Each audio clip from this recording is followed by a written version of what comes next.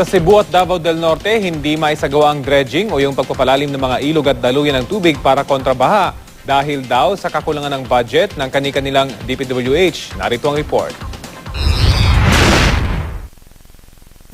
Ganitong pagbaha ang naranasan sa ilang lugar sa Mandaue City, Cebu nitong mga nakaraang araw. Kasunod daw ito ng pag-apaw ng ilang creek doon.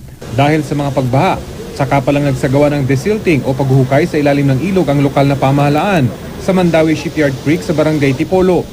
Palabman yun, no? Kaya og di na to palabman doon, ang una, ang tubig nga rin magawa sa highway. Ayon sa opisyal ng barangay, kailangang palalimin ang creek dahil kung hindi sa highway lalabas ang tubig. Pinagbubunot ng mga tauhan ng City Engineer Office sa mga damong tumubo sa gilid ng ilog at bumabara sa daanan ng tubig. Inalis rin ang mga basura.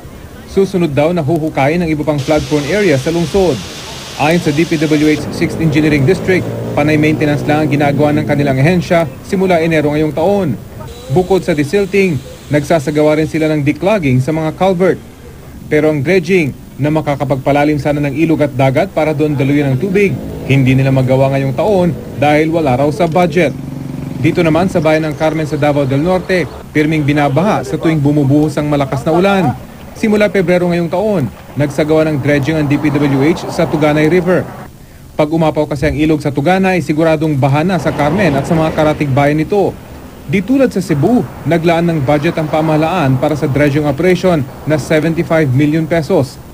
Gayunpaman, 1.5 kilometer lang ng ilog ang magagawang dredging ng inaprubahang budget. Ayon kay Carmen Mayor Marcelino Perandos, kakailanganin pa ng karagdagang budget para sa mahigit 1 kilometro pa ng haba ng ilog. At dahil inabutan na ng tag-ulan, hindi rin masabi ng DPWH kung matatapos ang dredging operation na ito ngayong Setyembre.